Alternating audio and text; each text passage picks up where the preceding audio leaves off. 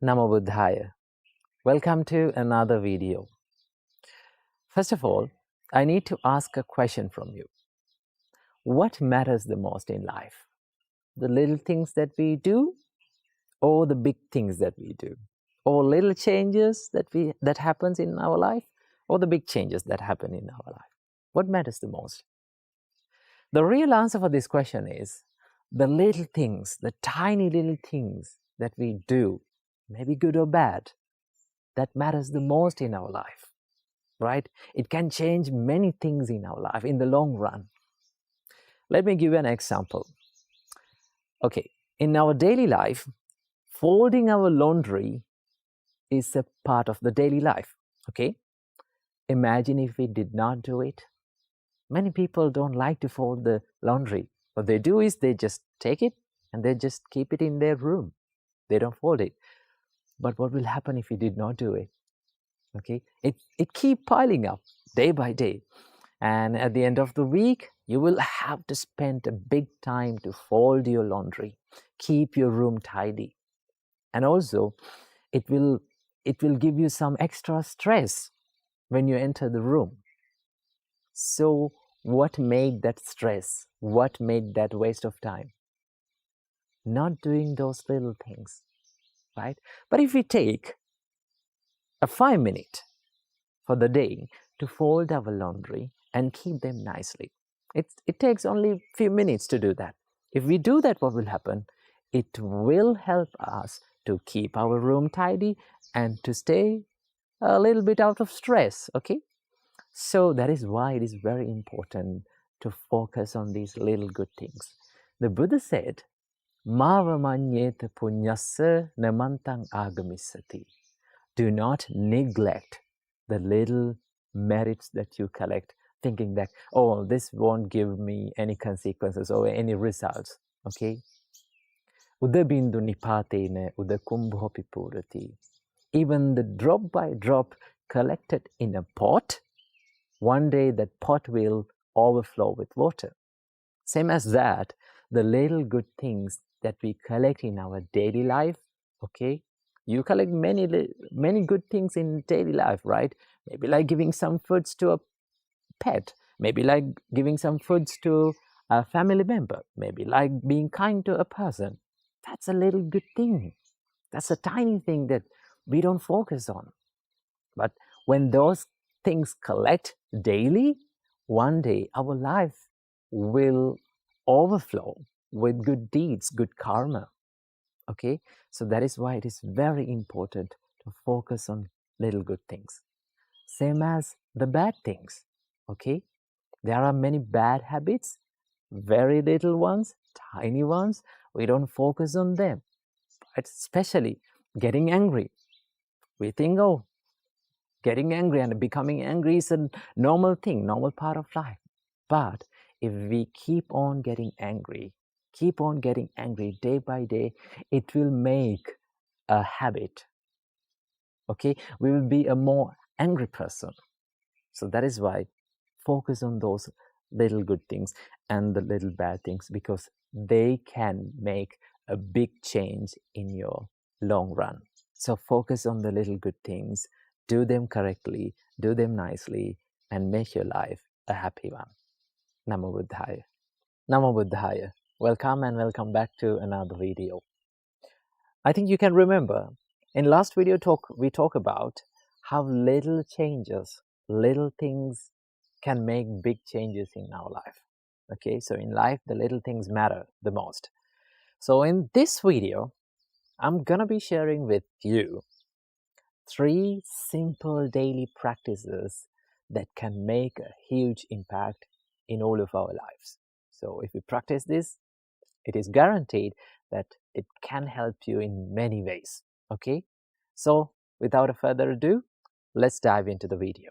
So the first practice is to practice gratitude, right? So most of the time, we are not happy with the life that we have gotten, right? We think my life is terrible, right? This is worthless. I'm not worth living.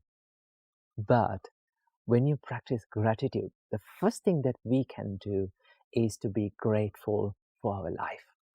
Every day, when you wake up in the morning, just close your eyes and think, I am grateful for the life that I have gotten, right? I'm grateful for every experience that the life have given me, that made me strong, that taught me many lessons. So be grateful for your life first. As the second step, be grateful for every person who is living around you. Okay, there are many people who have taught you many lessons, good or bad. Okay, there are good people who have given you nice memories, and there are bad people who have taught you good lessons to your life. Be grateful for everyone, no matter who the person is. It doesn't matter. Okay, so the one practice is to practice the gratitude. That is very simple. Take a few moments to do that. So the second practice is to practice mindfulness. During your day, take a few moments, maybe like 5 minutes or 10 minutes, to be mindful about what you are doing. To be mindful, you don't want to sit in one place or like do in a meditation posture. All what you have to do is to be mindful or to focus your mind to what you're doing. Maybe like if you're walking, just know that you're walking. Be mindful about it. Pay your attention to it. Okay? Or sit in a quiet place or sit in a relaxed place. Sit on a chair, maybe sit in the meditation posture, and just focus on the in-breath and the out-breath, how you breathe. Okay? That is one practice that you can practice to be mindful. And the final practice is to have a positive self-talk. Instead of positive self-talk, what we are doing, we talk negatively to ourselves. We think like, oh, I'm worst, right? I don't have any value in this life. Nobody loves me. Nobody takes care of me. The more you do it, it will make you a habit, and it will make your inner personality more negative, to think more negatively. So what we can do is take a little time in the day to have a positive self-talk with yourself. You think you value yourself. Oh, I am worthy of loving, right? I'm worthy of living. My life is great. Okay, I can do many things. I can be more productive than I am. Okay, always believe in yourself. This is one thing that I see in many people and many of our lives, that we can be more productive than now we are. Okay, we can be more productive and more successful than who we are now. Okay, so have a positive self-talk. Then it will make you a big change in the long run. So practice these little simple practices in your day and make your life a better one. Namo Buddhaya. You know, the quotes are very powerful. Why? Because they are very simple, yet they have powerful meanings, and also they easily get stick in our brain and in our mind. So when we go through tough times in life, when we go through problems, they will help us immensely. So that is why it is very important to keep in your memory some motivational and inspirational quotes. Okay, so this quote from the Buddha has helped me in many times in my life, and it changed the whole perspective about how we should deal with the people in the society. How can I deal with the people in the society? So the quote goes like this.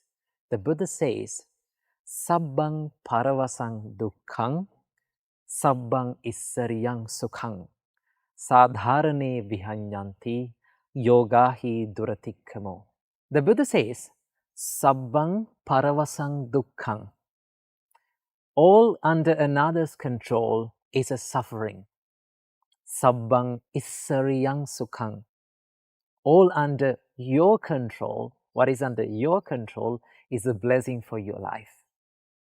Sadharane vihanyanti. The one who expects this world to be equal to everyone and to fair to everyone, he will end up stressed.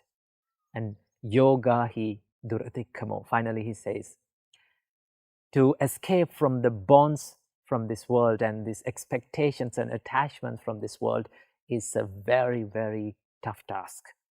So this is the powerful quote that changed the perspective about the society in my life. Why? Because Buddha says, what is under others' control is a suffering. Because in life, we are so busy trying to control what is not under our control.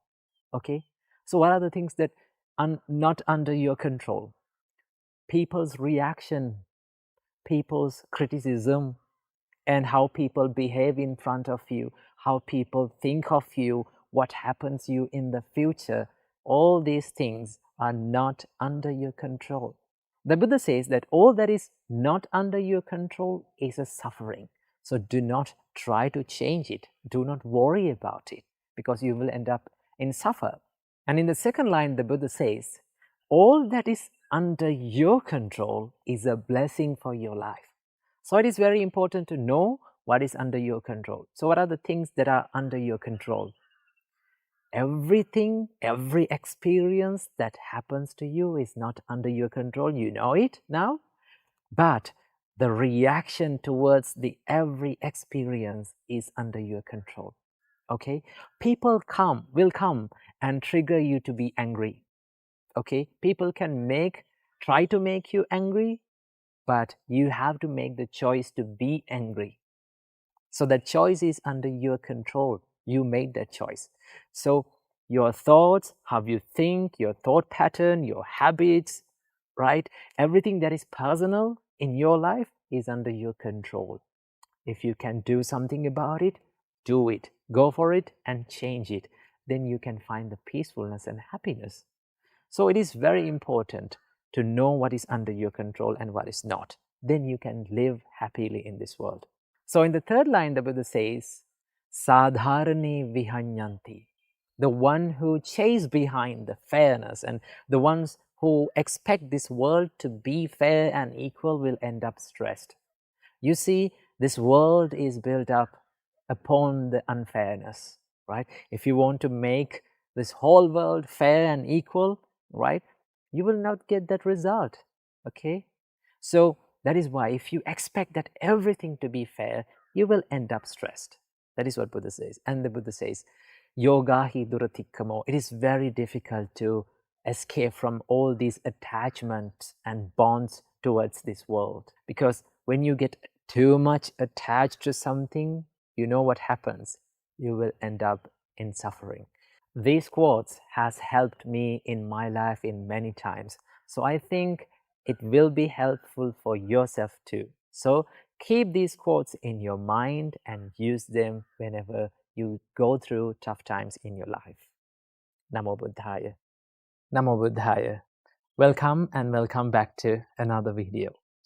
In today's video, I will be answering a question from comments. So one of our viewers have asked from us that he has mentioned, my exams are near, especially final exams. I am totally stressed and I'm tensed. So I feel like not doing anything. Please help me.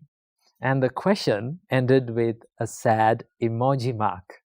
So I'm extremely passionate about answering these kinds of questions.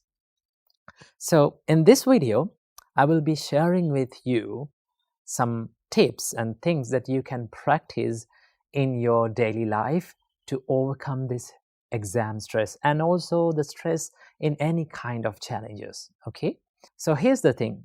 First of all, you have to remember that not only exams makes us fear or stressed. Almost all the challenges that we face in our life, when we face them, we feel stressed and we feel depressed. Okay, we feel the fear. So fear and the stress and this that feeling, that the tense feeling that is inside your mind is a common human reaction. That means you are not alone in this world. Everyone, including myself and everyone, feels this. Okay, everyone feels that. So you're not alone. So the first thing that you have to understand is what is in your control and what is not. Okay? So let me ask you a question from you. Is the questions that you face in the exam paper, the questions that you get in the exam paper, is it under your control? No, they're not. Okay? You don't know what you're going to face, but one thing that you know is you will be getting one of the questions from the things that you have been taught. Okay? That is for sure, you will get that. So the questions that we get is totally not under our control. How the examiners make the question is not under your control. So if something is not under your control, is it worth worrying about? If you have no anything to do about that, right? If you cannot do anything to change it, no, you don't want to worry about that, because why we should worry about the things that we cannot control or we cannot change? So that is the thing. The exam questions are not under your control. Understand it, first of all. And the next step, what is in your control? Exactly the process, getting ready for the exam, studying, and the amount of hours that you study, and the techniques that you use to study, okay? And how productive you become is totally under your control, okay? So you can do something about that. So if you can change something, if you can do something about that, should you worry about that? You don't want to worry about that because it is totally under your control. Okay, that is one thing. And the next thing that you have to do is to try to be in this present moment. Because in the times of exams, we are so focused on maybe like in the future or to the past. Sometimes if we haven't done anything, like if we haven't studied, what happens with us is we constantly regret about the things that you have done in past. Okay, and if you're stressed about the exams, what will be happen in the exam, then you are constantly regretting or thinking about the future. We hardly stay in this present moment. So what we can do is we can train our mind to stay in this present moment, because you only own this moment, not the past, not the future, but the present. Okay, so do some meditations, do some mindful exercises to be present, to stay in this moment, and make a good choice to study, to make a change in your life. That is one thing that you can do.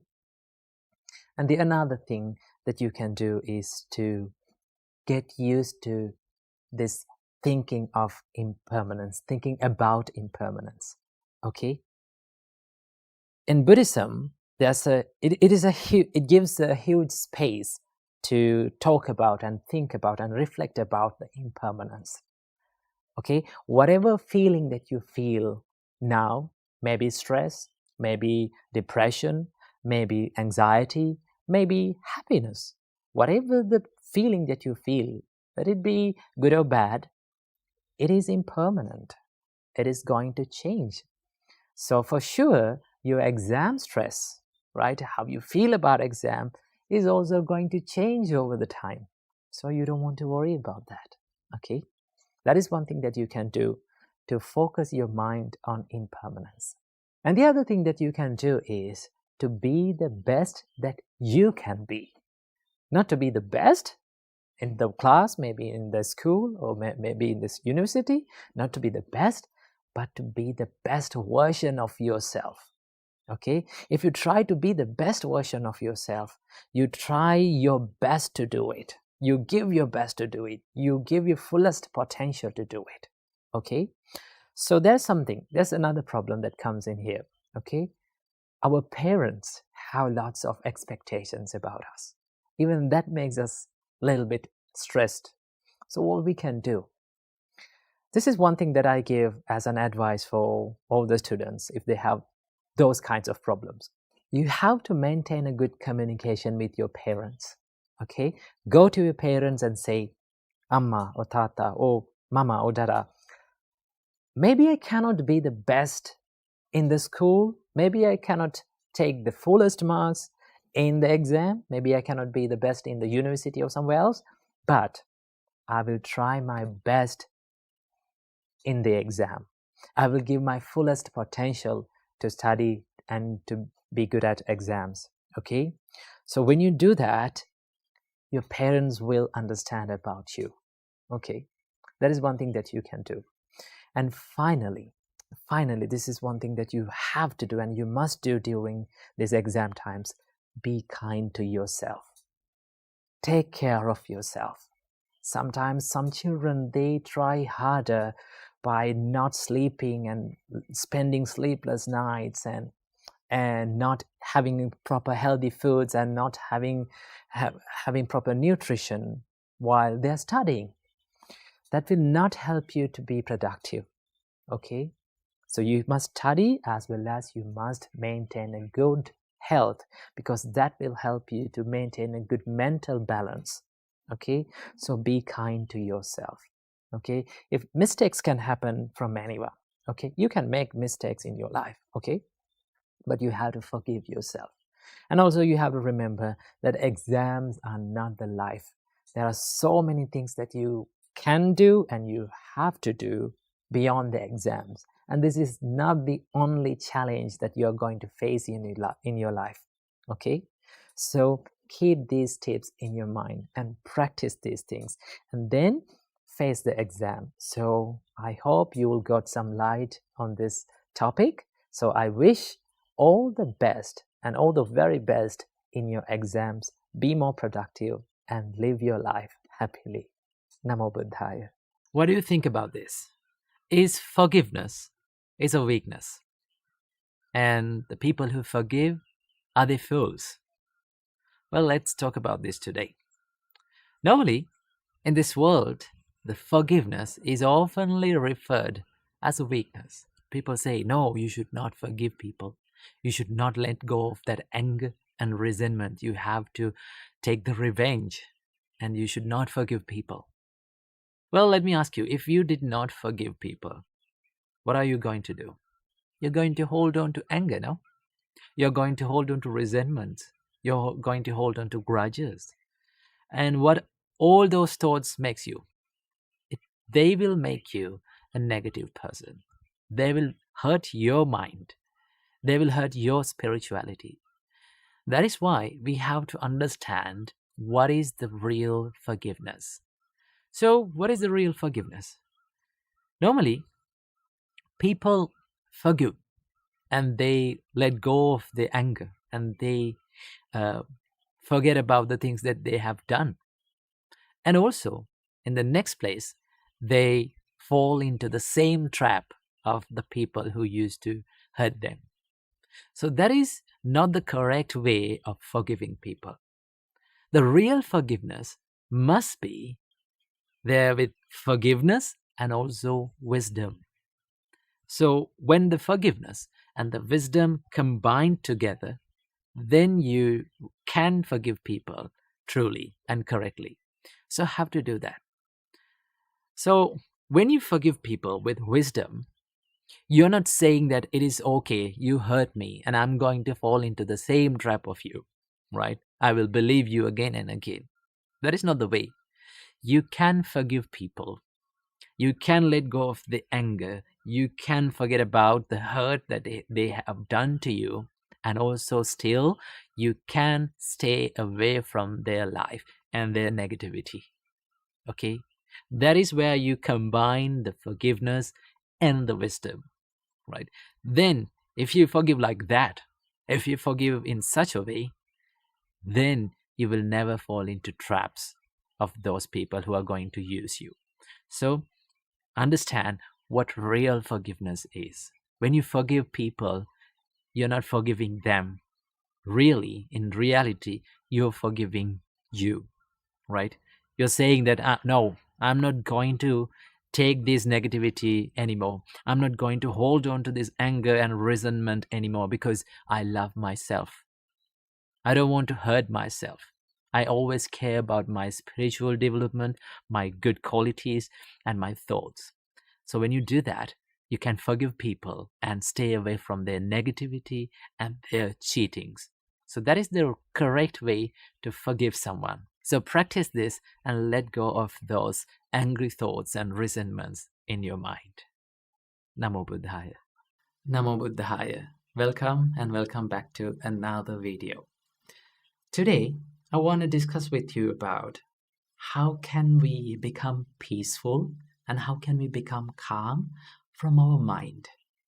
Now we know that we are living in a world where we are constantly bombarded and constantly overloaded with information, with distractions, and all of the chaos. So what happens when we live in such an environment is we become so reactive and we tend to lose our peacefulness, we tend to lose our calmness in our mind. And then what happens is our frustration, stress, and depression builds in.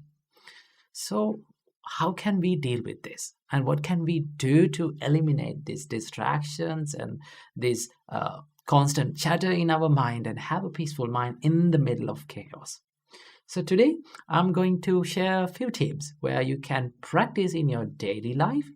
And then you can, if you practice this, it will be a great help to find peacefulness and calm in the middle of all the chaos. So the first thing that you have to understand is calmness and peacefulness is not an outer source. It doesn't come from outer world, right? It can be found within.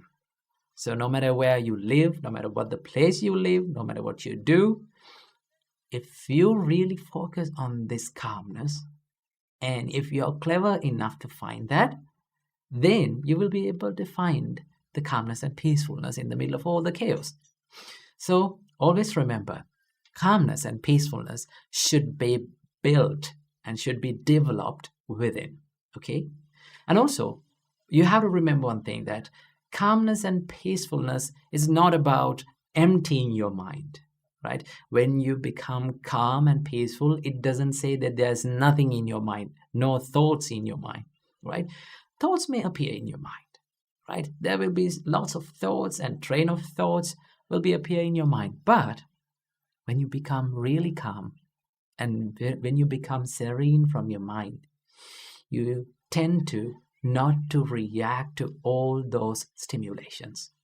That is what the real calmness and peacefulness means, okay? Normally, when the thoughts appear, right, when all these kind of trains of thoughts appear in our mind, what happens to us is we oftenly react to them, right? We become panicked and we tend to react to them. So the reason why this happens is because we think the thoughts as us. And we tend to think that I am what I think and I am my thoughts. But in reality, thoughts are not you. You are not your thoughts, right?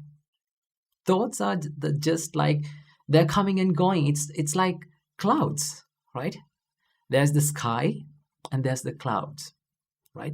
So what is the nature of a cloud? It comes and it swarms around and it goes off, right? Sometimes the sky is cloudy, sometimes the sky is moody, sometimes the clouds are scattered here and there, and sometimes the sky is empty.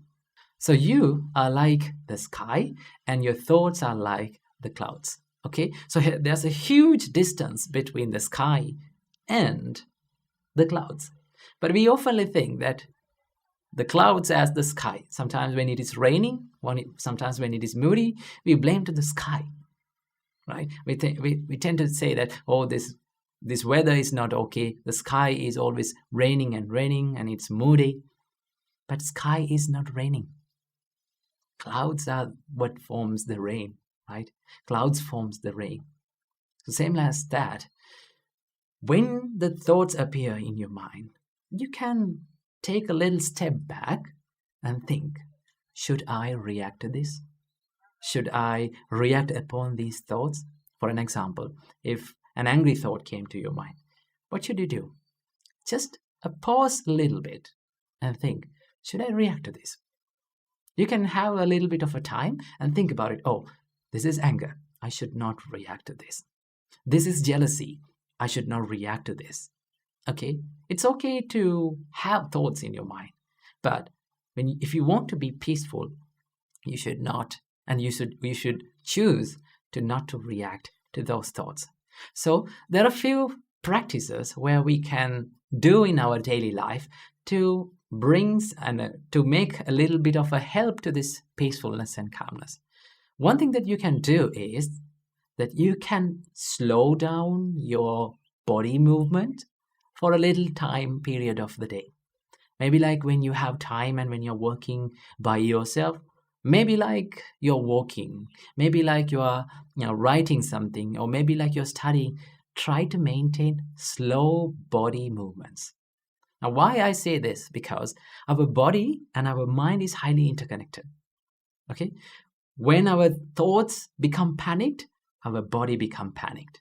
So in the other way, if we calm down and if we slow down our bodily movements, it will be a great help for us to slow down the thought process. Then you can take a little time and think about what comes to your mind. That is one thing that you can do.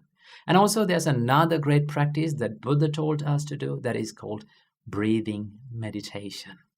When you do the breathing meditation, you reduce these heavy loads of thoughts into two thoughts: in breath and out breath. In breathing meditation, all what we are doing is we are constantly becoming aware of in breath and out breath. When you do that, it's sort of like condensing your mind. It's sort of like making your mind soft and peaceful and non-reactive. That is what you can do. And also there's another thing that you can do is to not to judge your thoughts and to be aware of your thoughts. I will give you an example. It's like you're watching a traffic pass by the side of the road, right? You can see cars and bikes and vans and buses are going, but you're not going to judge them. You're not going to stop them. You're not going to chase behind them. You sit by the road and you just watch them. Let the vehicles be the vehicles and you be you. In the same way, let the thoughts be the thoughts and you be you. When you become less reactive to your thoughts, you can find that peacefulness and calmness in your mind. So I hope you got some light about the calmness and peacefulness from this video. So I hope may all of you be well and happy, and may all of you be calm and peaceful forever. Namo Buddhaya. Namo Buddhaya. Welcome to another video. Today, let's talk about how can we practice Buddhism. Should you become a Buddhist, or should you convert to a Buddhist to practice Buddhism? This is what we are going to talk about today. Well, first of all, you have to know and you have to realize what Buddhism is. Buddhism doesn't have much of a religious aspects. It is more of Buddhism should be understood as a practice or a way of life. Okay, so in that sense, everyone can practice Buddhism. It is open to everyone. There is no one to force to practice Buddhism, or there is no one to force you to believe certain things. So it's quite of a free practice, and you have the independence and you have this freedom to practice Buddhism and practice whatever you feels okay, right? If you like to practice meditations, then it's okay, right? You can practice meditations. If you want to practice generosity, this is one of the basic Buddhist practice. If you want to practice generosity, you can practice that. Okay, and also if you want to practice the precepts or living the life in a disciplined way, practice the morals, then you can do it. So it is free and it has this freedom to practice. So you don't want to convert to a Buddhist. You don't want to become a Buddhist. In fact, in the Buddha's time, there was no person called Buddhists. Okay, there were no people called Buddhists. Only there was people, and also there were people who practiced the Buddha's teachings or Buddha's path. Okay, so this is what you have to understand. You don't want to become a Buddhist. There is no process of conversion. You can practice, and it is free to everyone. It is open to everyone. Buddha's Dhamma, this is the Buddha's teachings. Dhamma has this quality called ehipassiko. Buddha says that come and see, right? Come, learn about this, and realize and see this. See the reality of the life. This is what Buddha says. So it is open to everyone. Anyone can practice Buddhism. So there is no exceptions to practice Buddhism. Anyone can do this. So this is what I have to share today. So practice the Buddha's teachings and live a peaceful and a wise life. Namo Buddhaya. Namo Buddhaya. Welcome and welcome back to another video. Today, I'm in one of our monasteries where it is situated in the hill country of Sri Lanka. If you're visiting Sri Lanka and if you're visiting Ella especially, this is a must-visit place where you can come here and do some meditation and talk with a monk and also breathe some fresh air. So today, in this video, let's talk about breathing meditation. Now, this breathing meditation is one of the most famous meditations in the world, where most of the people do it. So let's talk about this. How to do it, and what is the correct way, or what are the correct ways of doing it. So, breathing meditation, the Buddha called it anapanasati meditation. Anapana means inhale and exhale. Sati means mindfulness. So, in this meditation, we become aware and we become mindful about our breathing. So, how can we do this? Well, according to the Buddha's instructions in the early Buddhism, Buddha says that you have to come to a seated position and you have to make your back straight and nice and straight. And then you close your eyes and you become aware of your in-breath and out-breath, right? When you inhale, you become mindful about I'm inhaling. And when you exhale, you become mindful about your exhale. So this is what you call the breathing meditation, basically. So how can we do this? Okay, so this is what we can do. First of all, we have to find the place where we feel our breath. Normally, we feel our breath at our tip of our nose. When we breathe in, we feel that air touching our nose tip, the hood of the nose, and then it goes in. And when we breathe out, we feel that air is flowing out by touching this tip of your nose. So in breathing meditation, we focus our mind and we become aware of this sensation on our tip of our nose. The only thing that you have to do is to be aware of your in-breath and out-breath. The Buddha said, so sato asasati, sato pasasati. He mindfully breathed in and he mindfully breathed out. So that is what you called breathing meditation. But most of the time, people find very hard in breathing pattern and finding in this breathing pattern. One of the most frequently asked question is, should we control our way of breathing? Should I control my breathing? Should I intentionally breathe? This is an advice that we can give to those people who try to control of your breathing when you do the breathing meditation. If you're a beginner, right, if you're just getting into the breathing meditation, it's okay to breathe intentionally. Take some few breaths intentionally and take these intentional breathings until you feel familiar with your breathing. Because most of the time, we don't become aware of our way of breathing, no? We do certain things in life, like we live our day, but we are not becoming aware of our breathing.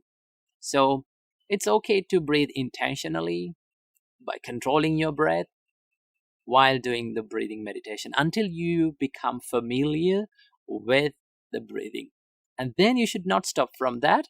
Then you have to find that natural way of breathing, right? You can be aware of the natural way of breathing. You don't force your breathing pattern. You just become aware of that. Okay? when you breathe naturally, and when you become aware of your natural way of breathing, you can find that it is very soft and gentle. It's very slow. Then you're forcefully breathing in or not. Okay, so what do you have to do? At first, it's okay to breathe intentionally and control your breath. Do whatever you feels okay, because the most important thing is to getting used to this meditation, and then we have to step to the next step. Okay, and also remember, you don't want to force yourself to do these things, right? Do not force your mind, and do not by force do the meditation. When we do the meditations, any kind of meditation, what is the purpose of doing that? What is the first purpose? Meditations are meant for calmness and peacefulness. You have to feel good and feel okay of doing them. But if you force your mind to do the meditation, then you don't enjoy that meditation. You will not enjoy that meditation. So what you can do is, do not force your mind. Sometimes your mind may wander here and there while doing the meditation. It will be distracted. It will think of a lot of things. But forgive your mind. Forgive yourself and take back that distracted mind to this sensation of in-breath and out-breath. Become aware of it. You can stay for a little while. Maybe you can stay for a little while, and then you will be distracted. But don't be discouraged. Okay? Don't give up. What you have to do is take back. Keep doing this. And when you get familiar and when you get used to this meditation, you will feel calm and peaceful. So this is the basic introduction and basic way of doing the breathing meditation. So practice it whenever you have time and feel that your mind becomes calm and peaceful. Namo Buddhaya. Namo Buddhaya. Welcome to another video.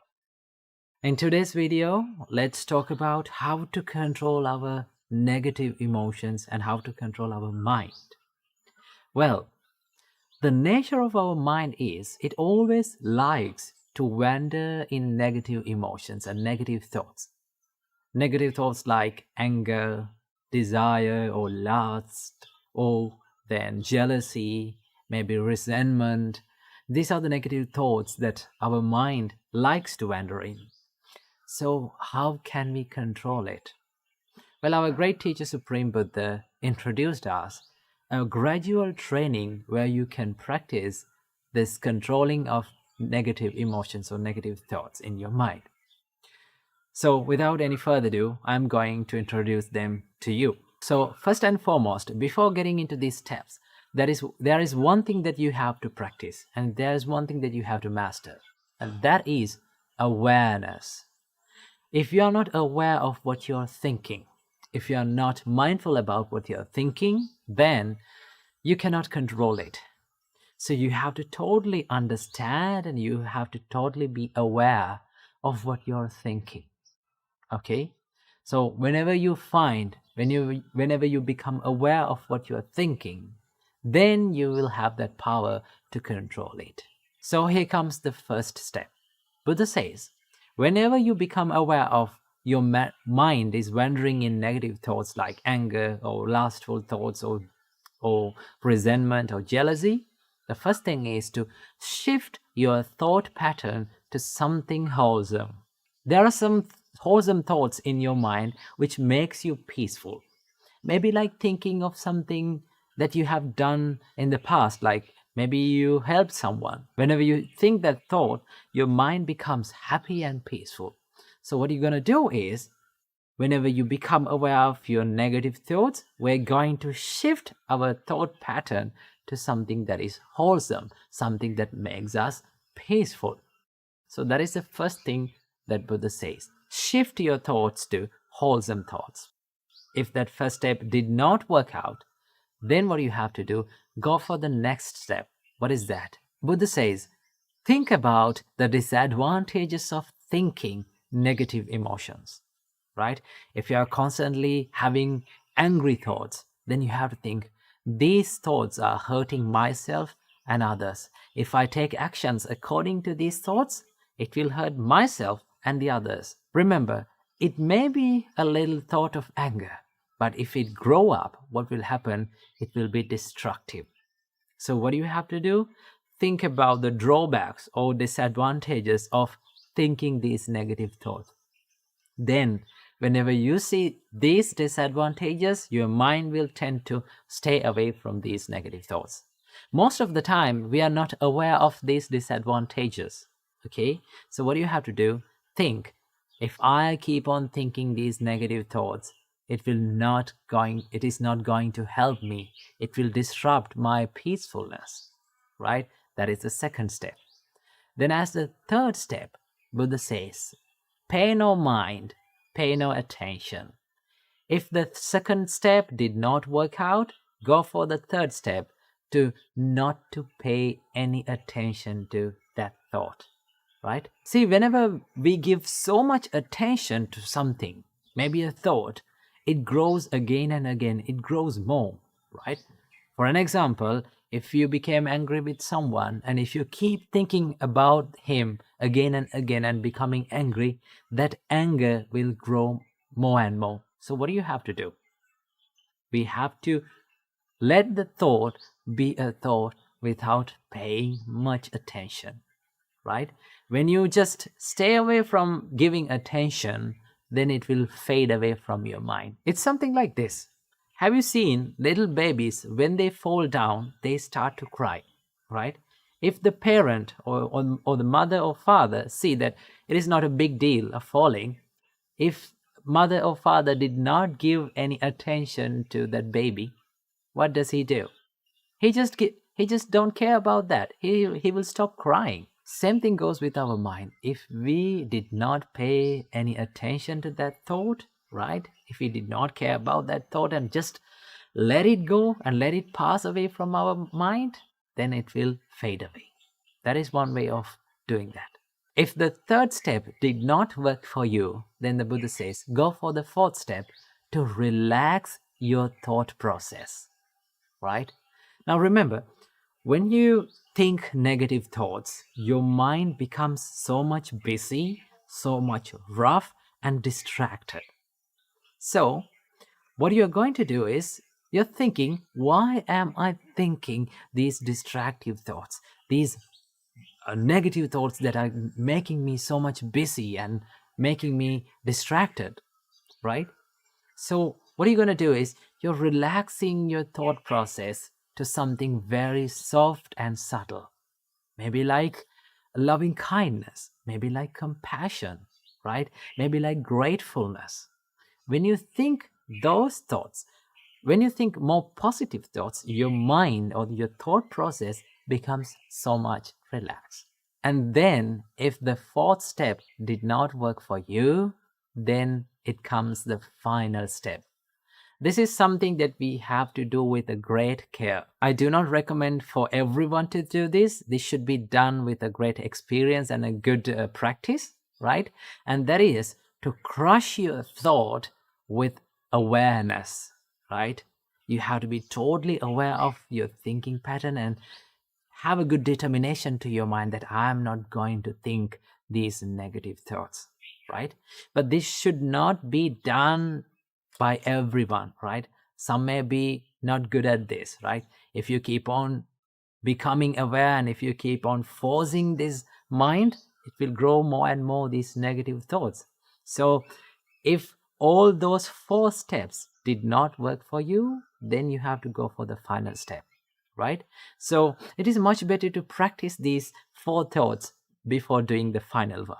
Okay, so practice these things. When you practice, you will feel and you will understand that your negative emotions are fading away little by little. Remember, this is not going to happen overnight.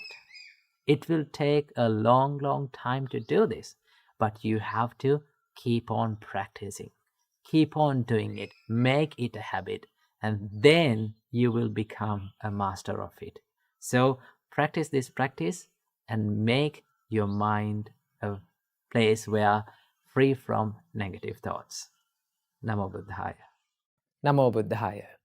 Welcome everyone to another video. Today, let's talk about something that is really, really important for all of our lives.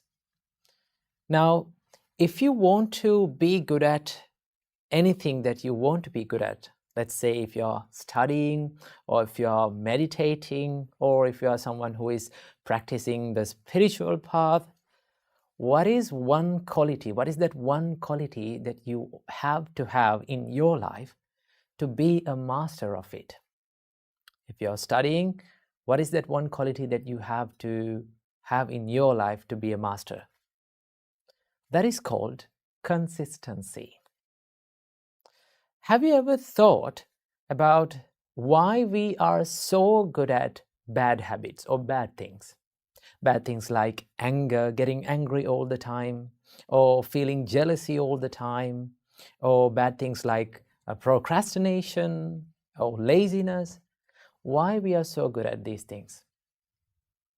We are so good at these things because we have done it over a long period of time continuously, right? If you start getting angry, or if you start losing your temper again and again every single day, what will happen? You will be good at it, okay? If you are procrastinating the things that you want to do, then you will be a good procrastinator. So one main important quality to be good at anything in this life, or to have a habit to our life, is consistency. That is why we are so good at bad things. So we can use this theory or this consistency for our own benefit, right?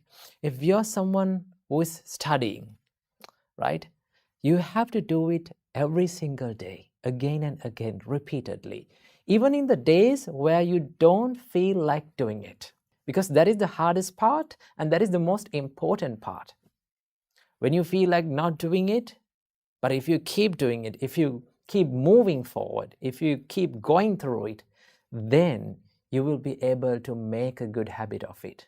And once you become good at it, or once you make a habit in it, then it will be so easy for you. So that is why our great teacher, Supreme Buddha, said that when you practice the spiritual path, right, when you practice meditations, do it again and again and again. Do not do it like here and there, once in a week, once in a blue moon. When you do that, and when you expect more results, you will never get it. So that is why Buddha said, Mettaya bhikkhave cheto vimuktya asevitaya bhavitaya bahuli kathaya.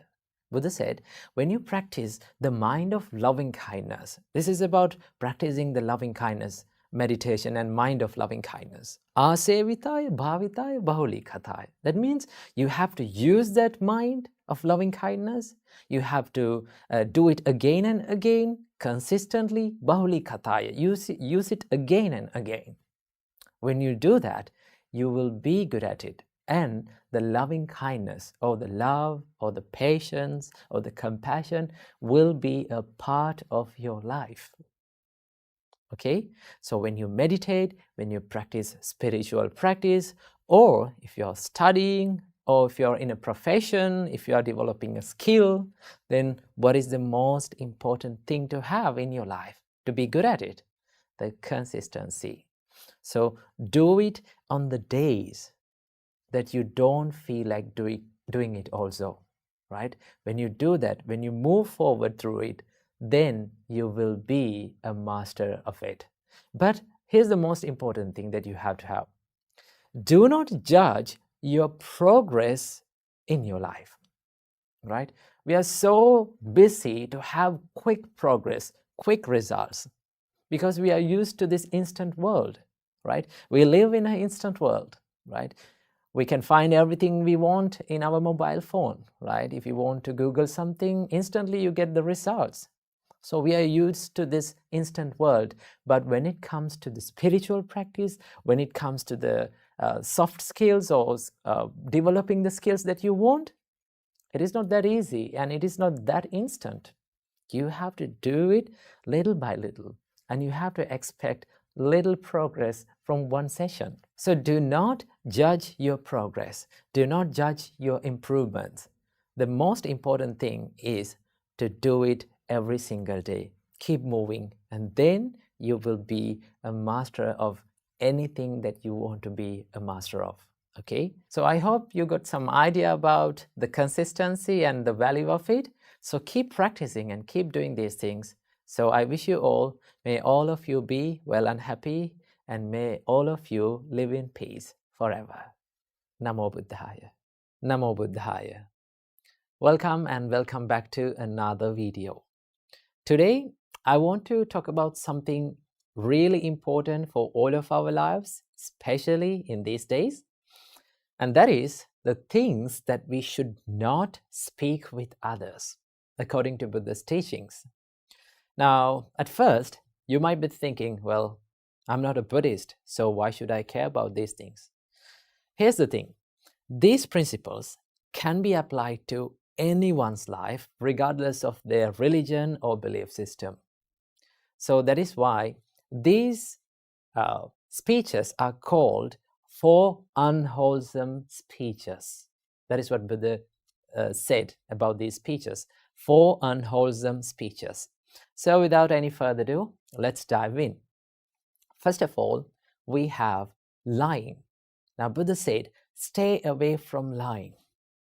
Now, I know we all have said white lies here and there in all of our lives, right? But whether it is a white lie, whether it is a black lie, gray lie, or a red lie, no matter what the lie is, lying itself can be so harmful for all of our lives. Why is that? When you lie, it destroys your trust. When you lie, it destroys your character, right? So that is why it is very important to have trust between people. In our daily relationships between people, the most important component of a happy relationship is the trust. So that is why Buddha said, live a truthful life. And it is very important to have that transparency and honesty in our relationships. So the first thing that we have to stay away from is lying. And next we have divisive speech. What do you mean by divisive speech?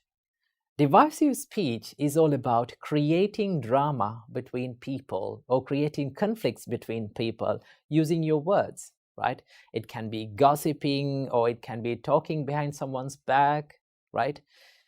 I must say that when you talk these words or when you use this divisive speech, it is not a good thing for your life. And also it is not a good thing for other people's relationships. So Buddha said, do not use this divisive speech. Do not break the relationships between people using your words. Most of the time, we use the divisive speech out of jealousy or out of anger. So that is why it's very important to stay away from divisive speech. And the third one is, Buddha said, stay away from harsh speech. Now, when someone is calling you or when someone is treating you with rude words, how do you feel? Now, we all have been in this receiving end of such speeches, no? How did you feel? We felt sad. We felt depressed. We felt down about ourselves. So that is why Buddha said, do not use your words to put someone down, right? Do not use your words out of anger. This is all about criticizing and name calling and putting someone else down with your words, right?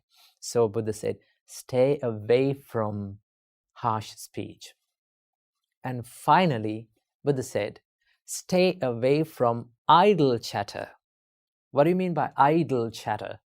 Idle chatter is all about speaking meaningless or useless things, right? Now, that doesn't say that we cannot have a small chat or a fun talk with people. We can do that, but we have to know where our limit is in our speech, right? We have to set the boundaries in our speech, right? We have to know where our speech become unproductive, right? When you use these words, when you use your words in a meaningful way, you can create a positive life. And you can create a positive emotions or positive feelings in others' lives too, right? So these are the 4 unwholesome speeches that we have to stay away from, that our great teacher Supreme Buddha taught us according to the Buddha's teachings, right? So why all these things matter? Why these unwholesome speeches matter in our life? Well, Buddha said, the words that we speak can create either positive or negative karma in our life. Do not think lightly about this karma, right? You have to be very careful about the karma. So the intention behind your words really matters in your life. And that is why we have to use our words wisely, because it can make a huge impact in our lives as well as in others' lives too. So words that we speak are like a knife, right? You can use the knife to cut something useful, right? And also you can use the knife to kill someone else. So let's use our words to create a better life for ourselves and for others. So thank you for tuning in. I hope you got some food for thought for your life. So until next time, I wish you all, may all of you be well and happy, and may all of you live in peace forever. Namo Buddhaya.